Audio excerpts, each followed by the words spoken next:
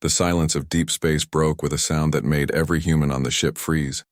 It wasn't the usual static or equipment noise they were used to. This was different. Desperate. Alien. Riley Hayes had been fixing a broken scanner when the transmission hit their communications array. The whole ship shook as dozens of different signals flooded their systems at once. Some were audio, others were visual patterns, and a few seemed to be mathematical formulas.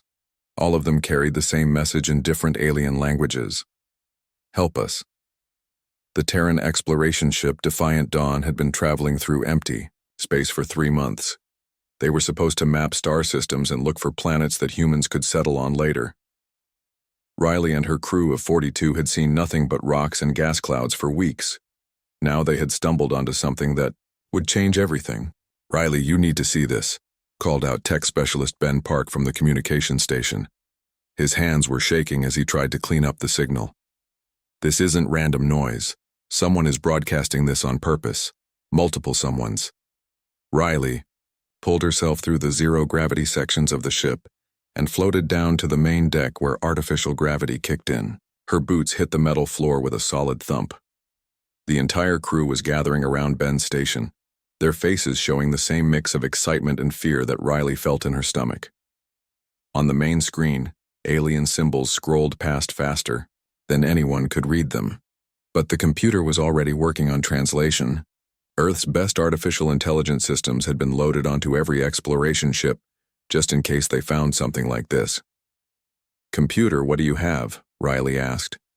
The synthetic voice that answered was calm and professional, which somehow made the message even more terrifying. "Captain Hayes, I have identified 6 distinct alien languages in this transmission. The message repeats every 4 minutes and 27 seconds. Translation is 78% complete. Put it through." The voice that came through the speakers was unlike anything any human had ever heard. It sounded like wind blowing through broken glass, but somehow the computer made it understandable. "To any who can hear this message, we are the Altari Confederation. Our worlds are dying. Our people are being consumed by the Vrex horde. We have fought for 12 cycles, but we cannot stop them. They eat everything. They destroy everything. Please, if anyone receives this, we need help. We offer all our knowledge, all our technology, all our culture in exchange for aid. We have heard stories of the Firewalkers, the ones who came from the burning world. If you are real, if you can hear this, please help us. Time is running out." The message ended and the bridge fell silent. Riley looked around at her crew. Most of them were young like her. Earth had only achieved faster than light travel 15 years ago. Contact with alien life had been a theory, not a reality. Now they were listening to someone's death cry from across the galaxy. "Where is this coming from?" Riley asked. Ben's fingers danced across his controls. "The signal is strongest from the direction of the Orion Nebula. Distance is approximately 2,700 light-years. 2,700, repeated Dr. Alex Chen, the ship's science officer. That would put them in the outer spiral arm, completely outside our explored territory." "Captain," interrupted Communications Officer Lisa Wang, "I'm getting more signals, weaker ones. Same language families, but different voices. I think there are multiple planets broadcasting this." Riley felt her heart start beating faster. First, contact with alien life was supposed to be controlled, planned, and careful. Scientists on Earth had written thousands of pages about how it should happen. None of those plans involved receiving a distress call from a dying civilization. Computer, analysis of the message content. What are these Vrex they're talking about? Unknown, Captain. However, linguistic analysis suggests the Altari consider them an existential threat. The emotional stress indicators in the transmission are extremely high. The speakers appear to be genuinely terrified. Riley made a decision that would change human history. "Ben, record everything, every signal, every frequency, every detail. Alex, I want a full analysis of what we're hearing. Lisa, prepare a message drone for Earth. Priority Alpha." "Captain," said Alex slowly, "what are you thinking?" "I'm thinking we just became the most important ship in human space. Earth Command needs to know about this immediately. But first, we need to learn everything we can. Over the next 6 hours, the crew of the Defiant Dawn worked to decode more of the alien messages. What they learned painted a picture of horror. The Altari were a collection of 6 different alien species who had formed a peaceful alliance thousands of years ago. They were artists, scientists, and philosophers. They had never known war until the Vrex found them. The Vrex were something out of humanity's worst nightmares. They traveled from system to system, consuming everything organic they found. They didn't just kill other species. They absorbed them, using their biology to create new weapons and tools. Entire civilizations had been reduced to protein paste to feed the Vrex breeding chambers. "How many worlds have they lost?" Riley asked as Alex finished his analysis. According to the transmissions, 47 planets have gone dark in the last 12 years. The Altari estimate their population has dropped from 200 billion to less than 30 billion. And they're asking for help from humans? Why us? Alex looked uncomfortable. That's the strange part. They keep mentioning these firewalkers and referring to stories about a species that came from a burning world. They seem to think humans are some kind of legendary warriors. Riley almost laughed. Legendary warriors? Humans had barely figured out how to build spaceships that didn't break down every few months. Earth's military was designed to fight other humans, not some alien nightmare species. But then she thought about human history. Wars, famines, plagues, natural disasters. Humanity had survived everything their planet could throw at them. Maybe that meant something. The message drone launched toward Earth 3 days later, carrying complete records of the alien transmission and Riley's recommendations. She knew it would take months for Earth Command to respond, but she also knew what the response would be. Humans didn't abandon people who asked for help. While they waited, the Defiant Dawn continued toward the source of the transmissions. Riley ordered the ship to long-range scanning mode. What they found when they reached the edge of Altari space made everyone understand why the aliens sounded so desperate. Dead systems. Planets stripped bare of all organic matter. Moons cracked, open for their mineral resources. And everywhere the twisted metal structures that marked Vrex occupation. They were looking at the remains of civilizations that had lasted for thousands of years, all destroyed in a few short decades. "Captain," Ben said quietly, "I'm picking up new transmissions. They're coming from the inner systems." "Put them through." This time the voice was different, younger, more afraid. "This is the Altari defense station at Kepler Prime. We are under attack. The Vrex have broken through our outer defenses. If anyone can hear this, please help us. We have children here. We have families. We don't want to die like the others. Please, if the firewalkers are real, if they can hear us, come quickly. We cannot hold much longer." Riley looked at her crew. 42 humans in a single exploration ship, carrying mining lasers and scientific equipment, against an enemy that had destroyed dozens of worlds and billions of lives. "Computer, calculate. Jump coordinates for Kepler Prime. Best possible speed. Captain, regulations require approval from Earth Command before. Override regulations. Authorization, Hayes Delta 77. "Captain," Alex said carefully, "what are we going to do? When we get there, we're not a warship." Riley smiled grimly. "We're going to do what humans do best, Alex. We're going to improvise." The Defiant Dawn jumped to faster-than-light speed, racing toward a war zone where they would arrive months before any real help could follow. None of them knew they were about to introduce the galaxy to the most dangerous species it had ever encountered. They thought they were just trying to help. They were wrong about that, but they were also right. 3 months had passed since Earth received the alien distress call. The largest fleet in human history now hung in space just outside the Kepler system. 200 ships strong and carrying 100,000 of Earth's finest soldiers, scientists, and engineers. Admiral Rebecca Stone watched the main tactical display from the bridge of the battleship, Terra's Hammer. Red dots marked Vrex positions throughout the inner system. Blue dots showed what remained of Altari defenders clustered around their last stronghold on Kepler Prime. The math was simple and ugly. The aliens were losing badly. "Admiral, we're receiving a transmission from the planet's surface," reported communications specialist David Lee. "Put it through." The voice that emerged from the speakers was musical, like wind chimes mixed with whale song. The computer's translation made it understandable, but something was lost in the process. Unknown vessels, we are the Altari Council. Of speakers, we detect your approach but do not recognize your energy signatures. Please identify yourselves. Rebecca took a breath. First contact with alien life. Everything humanity said in the next few minutes would echo through history. This is Admiral Rebecca Stone of the Terran Federation. We received your distress call. We're here to help. The silence that followed lasted almost a full minute. When the alien voice returned, it carried a note of disbelief. Terran, you are the Firewalkers? The ones from the burning world? I don't know about Firewalkers, but we're from Earth, and we came as fast as we could. Another pause. Then, may we see you? Our legends speak of great warriors, but we must know who has answered our call. Rebecca looked at her reflection in the dark screen. Average height, brown hair starting to show gray, wearing a standard military uniform. Not exactly the stuff of legends. Send visual. The screen flickered, and suddenly Rebecca was looking at her first alien. The creature stood about 7 feet tall with pale blue skin and 4 arms. Its face was elongated, with large black eyes and what might have been gills along its neck.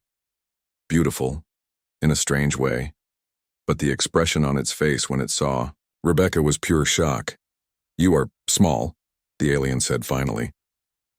Behind it, Rebecca could see other aliens crowding around to look at the screen. They were whispering to each other in their musical language, and the computer's translation picked up fragments. So young. Where are their weapons? They look fragile. I'm Admiral Stone. Who am I speaking with? I am first speaker Nira. Of the Altari Confederation. We had expected something different.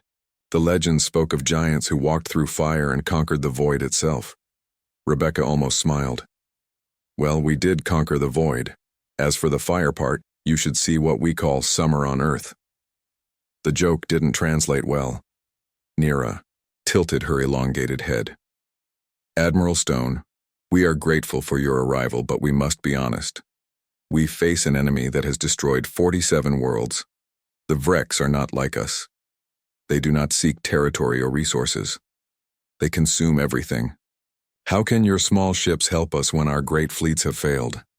First speaker Nira, I'd like to send down a diplomatic team. We need to understand your enemy before we can fight them. Will you accept our representatives? Of course, but Admiral, time is short. The Vreks will attack again soon. Their scouts probe our defenses every day. 6 hours later, Dr. Alex Chen found himself sitting in an alien conference room that looked like it had been grown rather than built. The walls were smooth and curved, made from some kind of living crystal that pulsed with soft light. Around the table sat representatives of all 6 Altari species. Alex had been chosen as Earth's primary diplomat because he could speak 12 human languages and had studied alien psychology theory. Of course, all that theory was based on guesswork, since there had never been any aliens to study. Dr. Chen, said first speaker Nira, please help us understand. Your fleet carries weapons we do not recognize. Your ships move in patterns we have never seen. What is human military doctrine? Alex thought carefully about how to explain human warfare to species that had known peace for centuries. First speaker, humans have been fighting wars for our entire history. We've learned that survival sometimes requires terrible choices. Terrible choices? Sometimes you have to sacrifice some to save many. Sometimes you have to attack when retreat seems smarter. Sometimes you have to take risks that seem impossible. The aliens exchanged glances. One of them, a creature that looked like a walking plant with dozens of vine-like arms, spoke up. This goes against all logic. Why would you risk more lives to save fewer? Because, Alex said slowly, sometimes the only way to stop a greater evil is to become dangerous. Yourself. Nira leaned forward. Show us your military plans. Alex activated his portable display. We don't have plans yet. We adapt to each situation, but I can show you how humans think about warfare. He pulled up historical records of human battles. The aliens watched in fascination and growing alarm as Alex explained concepts like flanking maneuvers, tactical retreats that turned into ambushes, and the use of terrain as a weapon. "You use your environment against your enemies?" asked another. Alien, this one covered in scales that shifted color as it spoke. "Everything is a weapon if you use it right.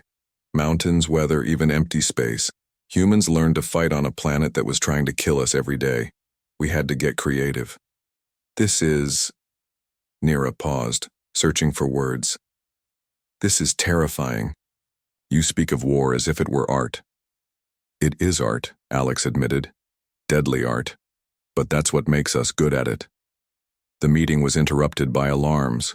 Red lights flashed throughout the alien facility, and Nira's skin color shifted to a darker blue. "Vrex scouts," she explained.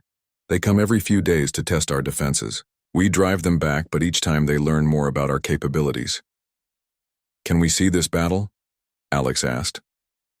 Nira led him to an observation deck where they could watch the fighting. In space above the planet, sleek Altari ships moved in perfect formation, firing coordinated volleys at insect-like Vrex vessels. The alien tactics were beautiful to watch, precise, elegant, and completely predictable. "Your ships fight like dancers," Alex observed. "Our military doctrine emphasizes minimal casualties and maximum efficiency," Nira said proudly. "Every movement is calculated. Every shot is aimed to disable rather than destroy when possible." Alex watched the Altari ships slowly push the Vrex scouts back. It was effective, but barely. The Vrex ships were crude and ugly, but they kept coming no matter how much damage they took. First speaker: "How many Vrex ships do you usually face in a full attack?" Their last major assault involved approximately 50,000 vessels. Alex felt his stomach drop. 50,000. How many ships do you have? We can muster perhaps 8,000 for the defense of this system. And you've been fighting like this for 12 years? We have no choice. This is the only way we know how to fight. Alex looked back at the battle above. The Altari were fighting with honor and precision, following rules of engagement that made sense for battles between civilized species. But the Vrex weren't civilized. They were a plague with spaceships. First speaker: "I need to contact my fleet. We need to show you how humans fight." "Will your tactics be very different from ours?" Alex thought about every war humanity had ever fought, from ancient battles with swords and shields to the orbital bombardments that had ended the Third World War. Humans had learned to fight dirty, fast, and without mercy when mercy meant extinction. "Yes," he said finally. "Very different." Back on the Terra's hammer, Admiral Stone was reviewing the tactical situation with her senior staff. Colonel Jack Foster, commander of the Marine Forces, studied the holographic display of Altari battle formations. "They're fighting a defensive war against an enemy that outnumbers them 6-1, he said. "No wonder they're losing." "What do you recommend?" Rebecca asked. "We need to change the rules of engagement. The Vrex are used to fighting against species that follow conventional tactics. They won't be expecting human doctrine." "Which is?" Jack smiled grimly. "Hit hard, hit fast, and hit where they don't expect it. Make them afraid of us instead of the other way around." Commander Maya Rodriguez, leader of the fighter squadrons, looked up from her tactical pad. "Admiral, request permission to run reconnaissance. On Vrex positions. I want to see how they react to human flight patterns." "Denied. I'm not risking pilots on reconnaissance missions when we don't understand the enemy." "Ma'am, with respect, that's exactly when we need reconnaissance. We can't fight what we don't understand." Rebecca considered this. Maya was right. Human military doctrine was built on aggressive intelligence gathering. The Altari approach of waiting for the enemy to reveal their capabilities was foreign to human thinking. "Very well, take 12 fighters. Fast pass only. I want to know what we're up against." "Yes, ma'am." As Maya's squadron prepared for launch, Dr. Chen's report arrived from the planet's surface. Rebecca read it twice, then called for a meeting of all senior officers. "People, we have a problem," she began. "The Altari are expecting us to fight like them. Defensive formations, minimal casualties, precise tactics. But that approach has been losing for 12 years. "What are you suggesting?" asked Colonel Foster. "I'm suggesting we fight like humans, which means we're about to terrify our allies as much as our enemies." The room fell quiet. Everyone understood what Rebecca meant. Human warfare was brutal, adaptable, and often seemed insane to outside observers. They used psychological warfare, sacrificial tactics, and aggressive strategies that prioritized winning over looking civilized. "Admiral," said Chief Engineer Sam Johnson, "are we really going to war with aliens?" Rebecca looked around the room at faces that were too young for this responsibility. Most of these people had joined the exploration service to see new worlds and make scientific discoveries. None of them had expected to become humanity's first interstellar warriors. "Chief, 3 days ago we were explorers. Today we're the only thing standing between innocent aliens and extinction. Tomorrow we're going to show the galaxy what Earth's children learned from growing up on a death world." She paused, letting that sink in. "Send the message to all ships. Battle stations. We're going to war." The first Vrek scout ships appeared on the edge of the Kepler system like a disease spreading across space. 20 ugly asymmetrical vessels that moved with the twitching motion of insects. On the planet below, Altari defenders prepared their careful, coordinated response. In space above them, Commander Maya Rodriguez watched the enemy approach through her fighter's display. She had 12 human pilots with her, flying in loose formation that would have horrified Altari military planners. No precise spacing, no predetermined attack patterns, just 12 humans ready to improvise. "Control, this is Maya. I count 20, bogies approaching from Sector 7. Permission to engage." "Negative, Commander," came Admiral Stone's voice. "Let them get closer. I want to see what they do first." Maya gritted her teeth but held position. Human doctrine emphasized gathering intelligence, but every instinct screamed at her to attack before the enemy could organize. Below them, Altari, ships began moving into their standard defensive formation. The Vrek ships were unlike anything in human experience. They looked organic, like giant beetles with weapon ports growing from their shells. As they approached, Maya could see smaller organisms crawling across their hulls, either repair systems or parasites. Maybe both. "Maya, you seeing this?" asked Lieutenant Bob Garcia from the fighter beside her. "I'm seeing it. Computer, scan those ships. What are we looking at?" Her fighter's artificial intelligence responded immediately. "Analysis complete. VRX. Vessels appear to be hybrid biological mechanical constructs. Hull composition includes organic polymers, metallic elements, and unknown crystalline structures. Energy readings suggest biothermal power sources." "They're alive," Maya realized. "The ships themselves are alive." The Altari defensive fleet engaged the Vrek scouts with textbook precision. Coordinated volleys of energy weapons struck the enemy ships at calculated intervals. Several Vrek's vessels took damage and began leaking some kind of fluid into space, but they kept coming. "Maya, this is Admiral Stone. The Altari are doing exactly what the Vreks expect. Time to show them something new." "Yes, ma'am. All fighters, break formation. We're going hunting." "Commander," called her wingman. "What's the plan?" "Plan? We're making it up as we go. Follow my lead and try not to die." Maya kicked her fighter into maximum acceleration and dove straight toward the Virex formation. Her squadron spread out behind her, each pilot choosing their own approach vector. The Altari ships, still firing in formation, watched in horror as the humans flew directly into the crossfire. The Vreks had been expecting another wave of careful, predictable attacks. Instead, 12 human fighters came at them from completely different angles, flying patterns that seemed random, but somehow avoided both Altari fire and Vreks weapons. Maya locked onto the largest Vreks ship and fired everything she had. Her lasers, designed for mining asteroids, cut through the organic hull like a hot knife through butter. The ship convulsed and began spinning out of control. "Holy shit, they're soft," she called out. "Concentrate fire on the big ones." Around her, the other pilots pressed their attacks. Lieutenant Garcia performed a maneuver that involved flying through the exhaust of his own missiles, using the explosion to mask his approach to a second target. Lieutenant Ann Kim actually rammed a Vrek ship with her fighter's reinforced nose. punching through its hull before pulling away. Control Maya here. These things are tough but not smart.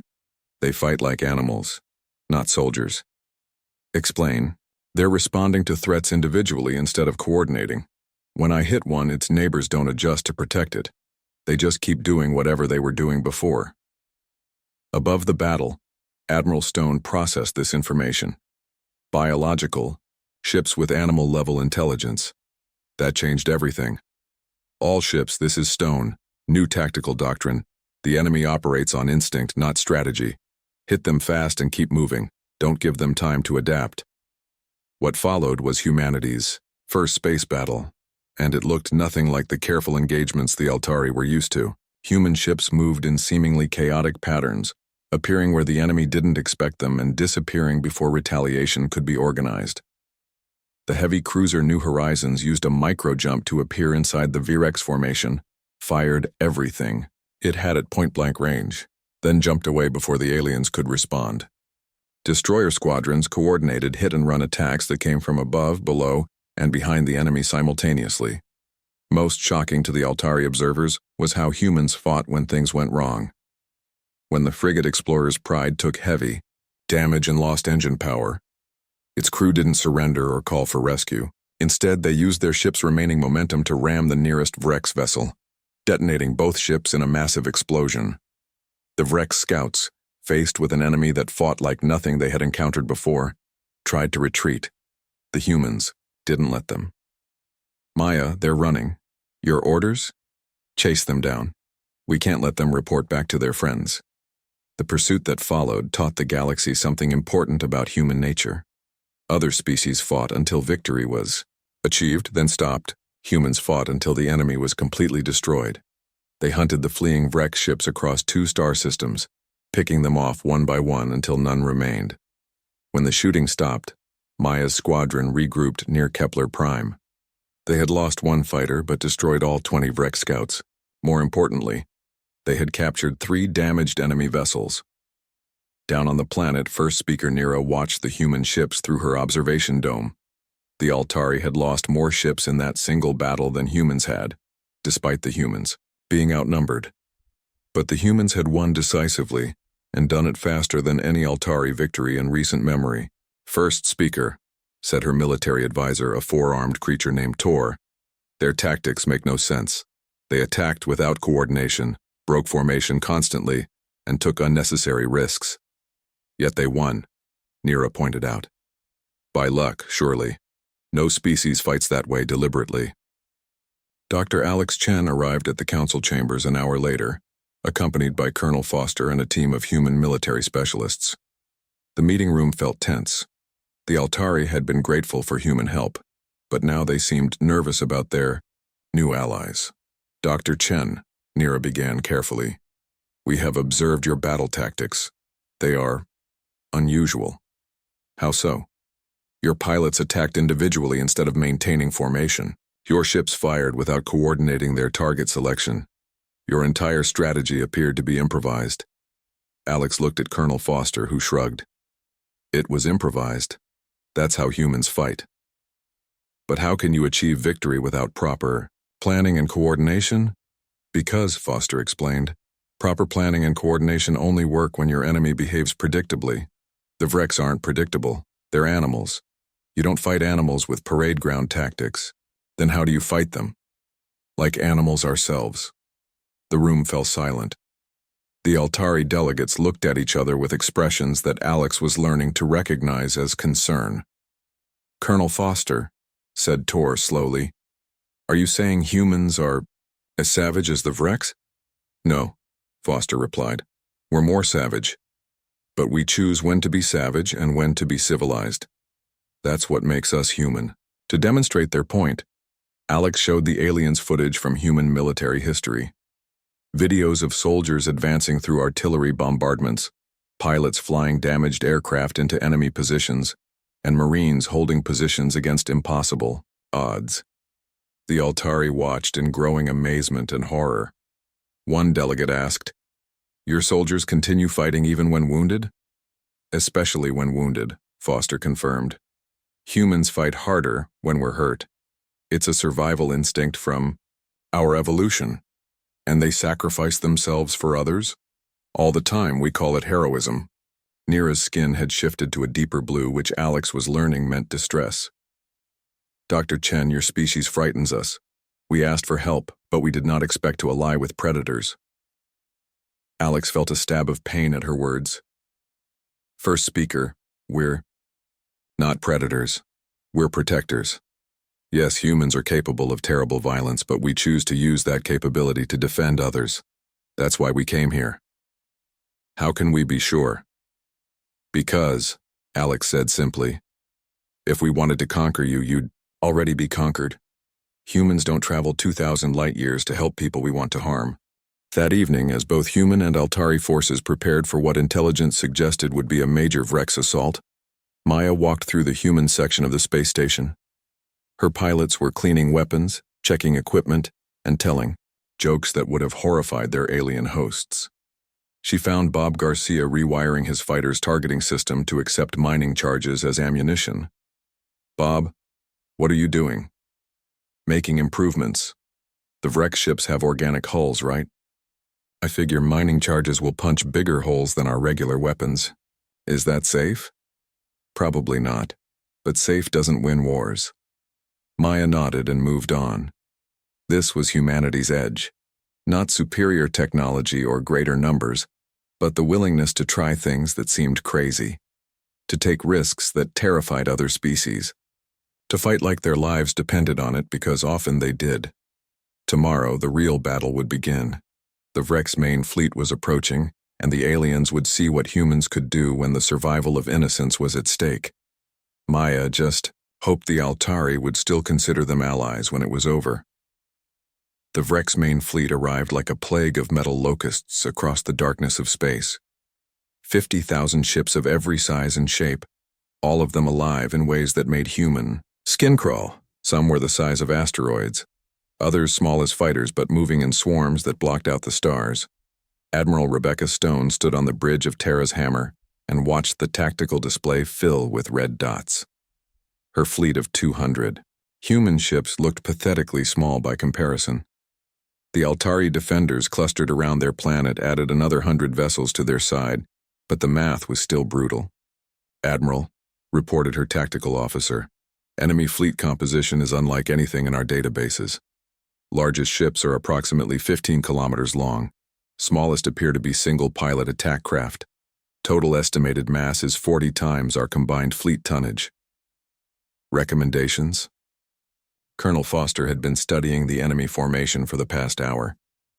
They're not behaving like a military force. Look at their movement patterns. No scouting screen, no reserve formations, no command hierarchy that we can identify. They're swarming. Like insects, Rebecca realized. Exactly. Which means we fight them like we'd fight insects. Poison, fire, and don't let them get close to the nest. Dr. Alex Chen's voice came through the communication link from the planet below. Admiral, I've been studying the captured Vrex ships. I have some disturbing news. Go ahead. The ships aren't just alive, they're intelligent. Not smart, but aware. Each one is essentially a giant spaceborne predator that the Vrex have learned to control and breed.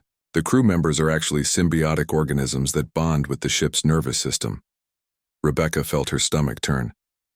Are you saying we're fighting enslaved animals? In a sense, yes. But, Admiral, that's not the worst part. The ships can reproduce. When they consume enough organic matter, they split into two smaller vessels. That's how the Vrex maintain their numbers despite their losses. Meaning what? Meaning every planet they devour makes their fleet bigger, and they've been doing this for centuries. The implications hit everyone on the bridge at once. This wasn't just a war for territory or resources. The Vrex were a self-reproducing extinction event that got stronger with every victory. Colonel Foster, new battle plan. We're not trying to defeat this fleet, we're trying to prevent it from reaching another planet to feed on. Understood. What do you have in mind? Rebecca called up a tactical display of the Kepler system. Look, at the terrain. 3 gas giants, 2 asteroid belts, and a young star with high solar activity. We're not fighting this battle in empty space. You want to use the system itself as a weapon. Exactly. Commander Rodriguez, Are your pilots ready for some creative flying? Maya's voice came through the communications link from her fighter squadron. Admiral, we've been modifying our weapons loadouts. Bob Garcia figured out how to turn mining charges into ship killers. Ann Kim rigged her fighter to carry biological warfare compounds. We're as ready as we'll ever be. Biological warfare? Alex asked from the planet. Maya, what are you planning? Earth biology, Doc. Turns out Vrex ships are vulnerable to Terran bacteria. We're going to give them a case of food poisoning they'll never forget. The first phase of the battle began when the Vrex fleet reached the outer edge of the system. Instead of meeting them in formation like the Altari had always done, the human ships scattered in all directions. Some headed for the asteroid belts, others dove toward the gas giants, and a few seemed to be running away entirely. First Speaker Nira watched from her command center with growing alarm. Dr. Chen, your fleet is abandoning formation. Are they retreating? No, First Speaker, they're getting into position. Human military doctrine emphasizes using terrain to your advantage. What terrain? We are in space. Watch and learn.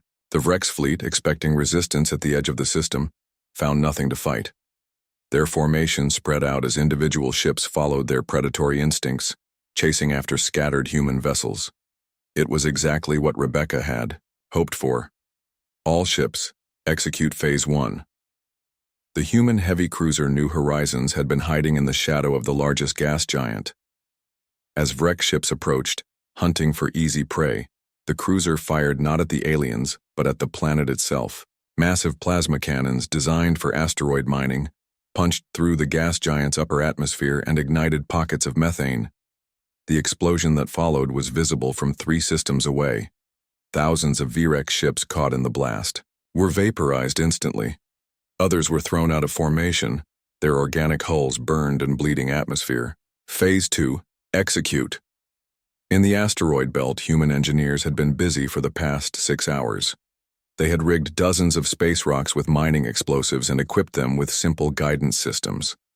As Vrex ships entered the belt, the asteroids came alive and began ramming into enemy vessels.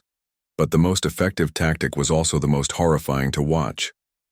Maya's fighter squadrons had spent the morning collecting samples from Earth's biological warfare stockpile, diseases that had evolved on humanity's death world and been weaponized during the Third World War. Human fighters swooped through Vrex formations, not firing weapons but releasing clouds of engineered bacteria. The organic Vrex ships, unprepared for Earth's aggressive microorganisms, began dying from the inside out. Their living hulls developed infections that spread faster than their immune systems could handle. Admiral, this is Maya. The bio-warfare is working better than expected.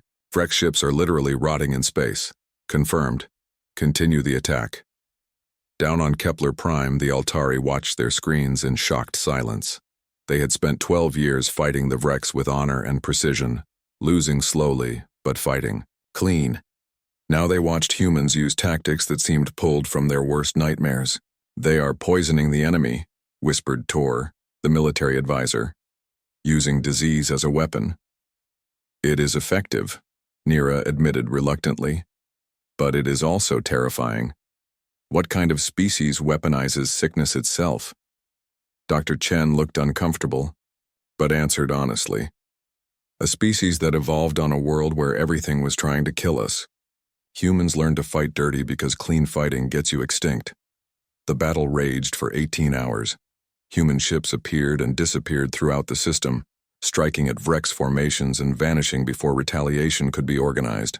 They used gravity wells to slingshot damaged ships into enemy vessels. They collapsed unstable asteroids onto Vrex formations. They even managed to redirect solar flares to burn out enemy communication networks. But the most shocking moment came when the Vrex finally managed to corner a group of human ships near the inner planets. The destroyer, Earth's Pride, and 3 escort frigates found themselves surrounded by over 1,000 enemy vessels. Standard military doctrine called for surrender when faced with impossible odds. Humans didn't follow standard military doctrine. All ships, this is Captain Lisa Park on the Earth's Pride. We're going to show these bugs what humans do when they're backed into a corner. What happened next would be studied in military academies for centuries.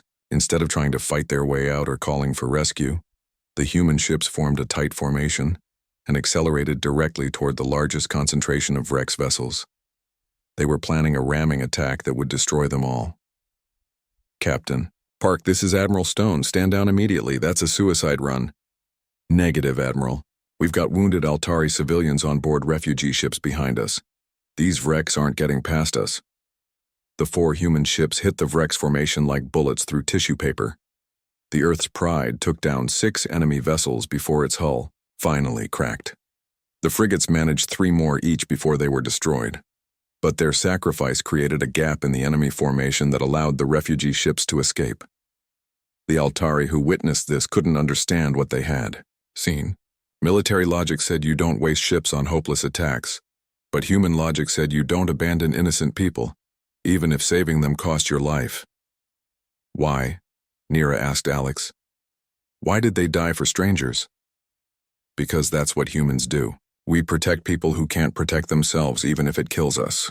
By the time the main battle ended, the Vrex fleet had been reduced from 50,000 ships to less than 15,000. But the cost had been high.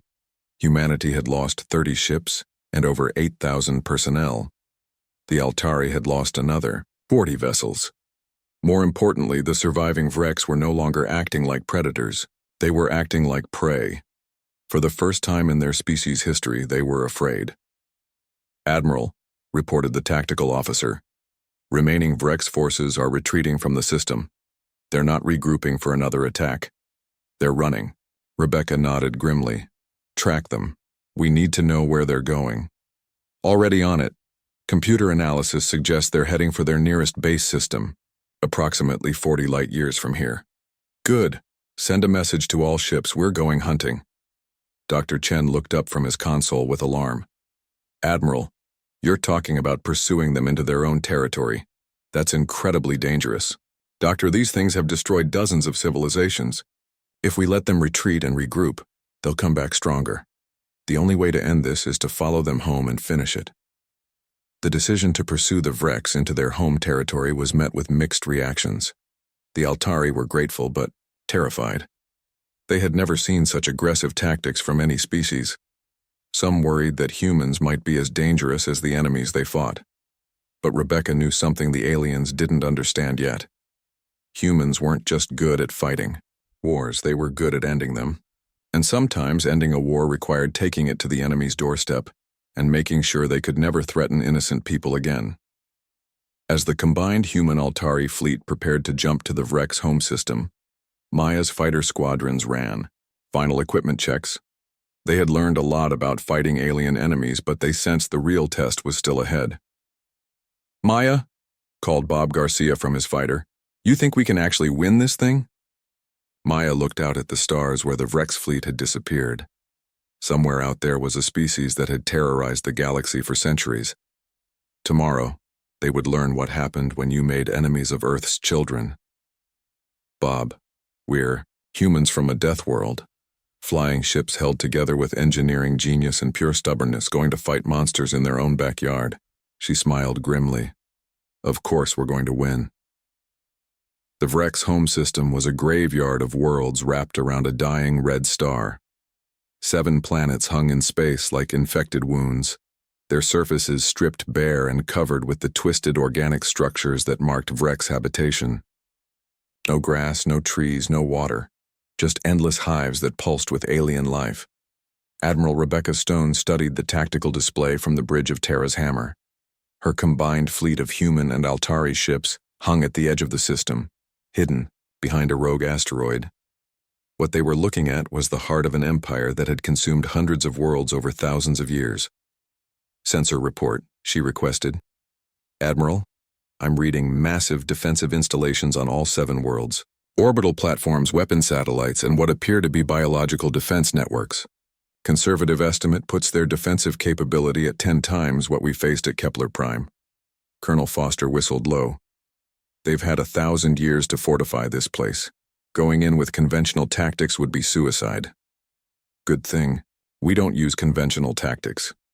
Rebecca turned to her communication officer. Get me Dr. Chen on the planet side station. Alex's voice came through clearly despite the distance. Admiral, I've been analyzing the Vrex home system data. I have some interesting findings. Go ahead. The Vreks aren't actually from these worlds originally. Based on the organic architecture, they invaded this system about 800 years ago and consumed the native population. But here's the important part. They built their entire defensive network around protecting against the kind of attacks they use themselves. Meaning, they're expecting swarm tactics and biological warfare. But their defenses have a critical weakness. They depend on centralized control systems that coordinate all 7 worlds. Take out the control center and the entire network collapses. Rebecca felt a smile forming. Where's the control center? That's the problem. It's on the innermost planet, surrounded by all their heaviest defenses. We'd have to fight through 6 layers of fortifications to reach it. Not necessarily. Rebecca called up a stellar map of the system. Colonel Foster, remember what we learned about fighting on a death world? Use the environment against your enemies. Exactly.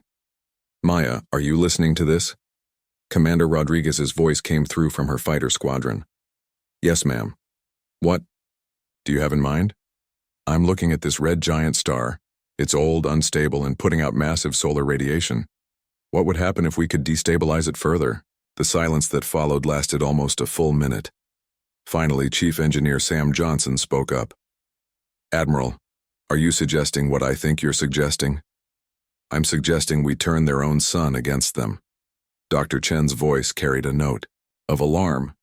Rebecca, stellar manipulation is theoretical at best.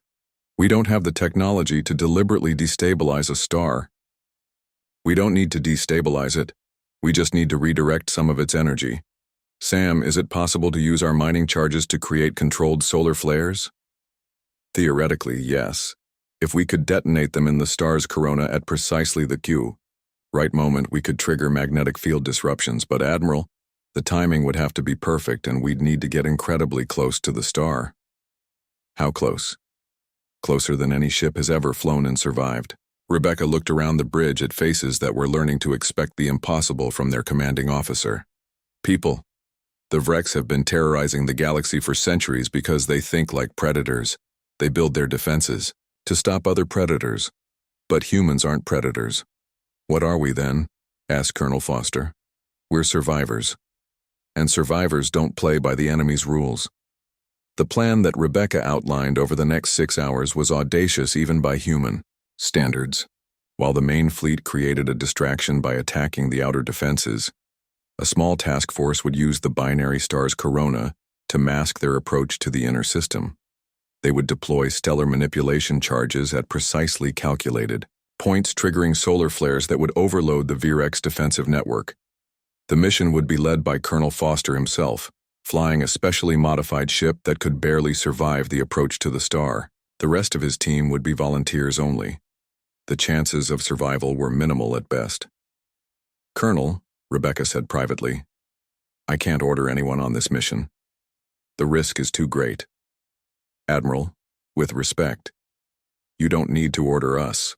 When word gets out about what we're planning, you'll have more volunteers than ships. He was right. When the mission parameters were announced, over 300 personnel volunteered for 20 available positions. Maya's entire fighter squadron volunteered as escort, despite being told they probably wouldn't survive the solar radiation. Down on the Altari station, First Speaker Nira listened to Dr. Chen explain the human battle plan with growing amazement and horror. They are going to fly into the corona of a star, she said slowly, deliberately. That's the plan. And they believe this will work? Nira, I've learned something about humans over the past few months. When they say something is impossible, they mean it's never been done before. When they say something is crazy, they mean it might actually work. Dr. Chen, your species continues to terrify us, even as allies. Alex looked out at the stars where human ships were preparing for what might be humanity's most dangerous mission ever. First Speaker, we terrify ourselves sometimes, but that's what makes us effective. We're willing to try things that scare us if it means protecting people who can't protect themselves. The attack began 18 hours later. The main human and Altari fleets struck the outer Vreks defenses with everything they had, drawing the enemy's attention and resources. Massive. Battles raged around the outer planets as thousands of ships engaged in the largest space combat in galactic history. While the galaxy watched that battle, Colonel Foster's small task force approached the red giant star from the shadow of a gas giant. 12 ships, flying in formation so tight that their hulls almost touched, using every stealth technology humanity possessed. Control, this is Foster. Beginning stellar approach. Radiation levels are already off the charts. Roger, Jack. Computer models show you have a 16-minute window once you reach insertion point. Understood.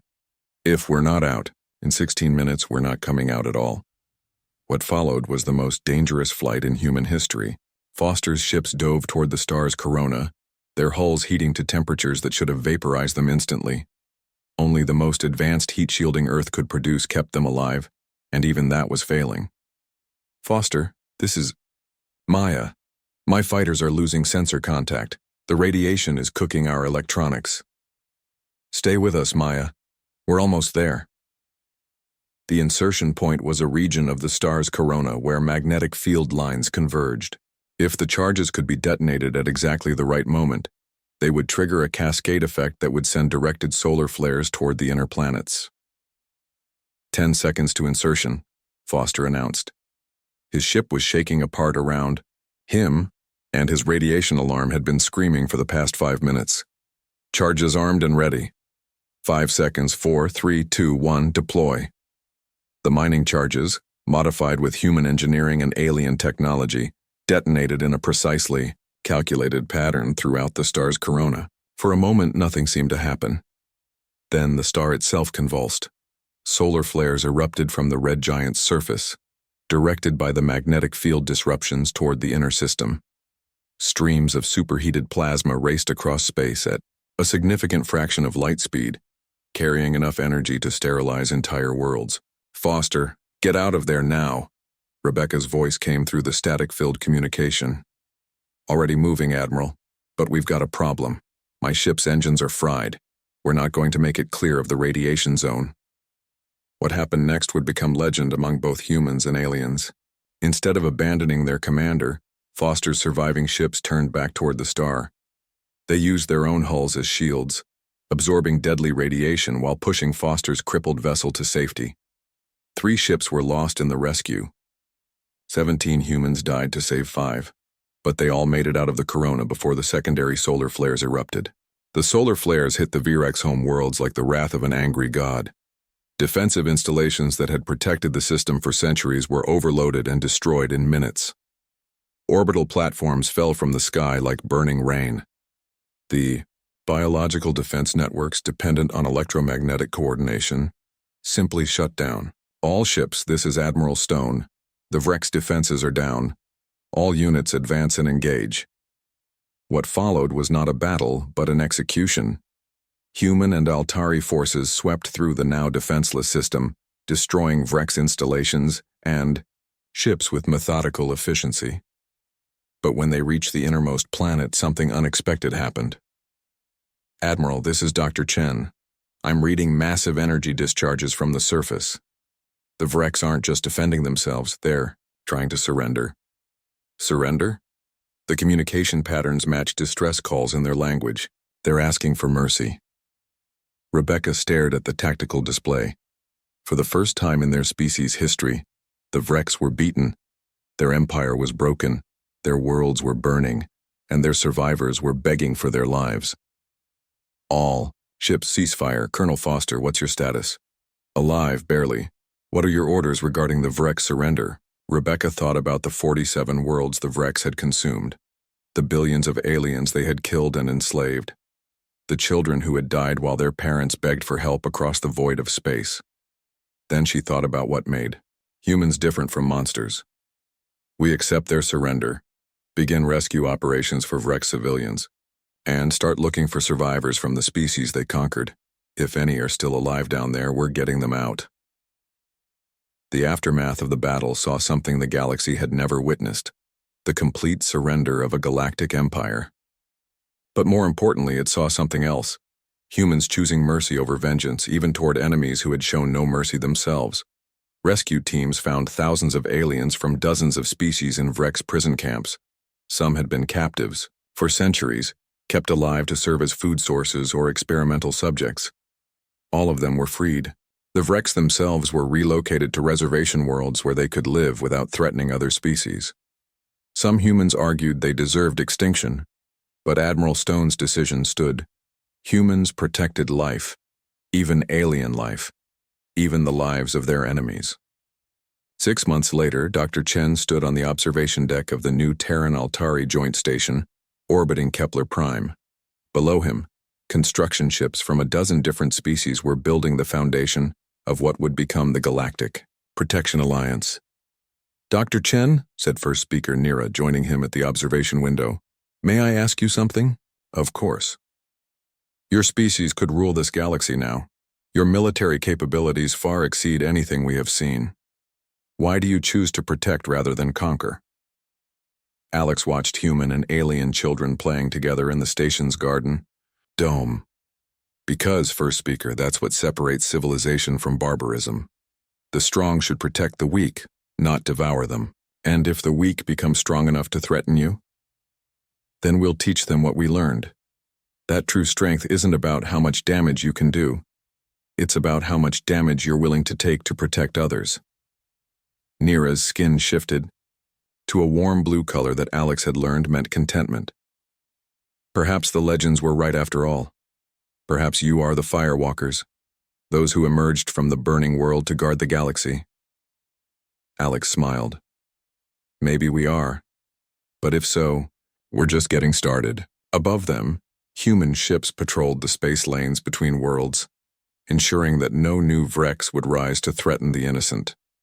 The galaxy had learned that Earth's children were indeed the most dangerous species it had ever known. But it had also learned they were the most trustworthy. And in a universe full of wonders and terrors, that made all the difference.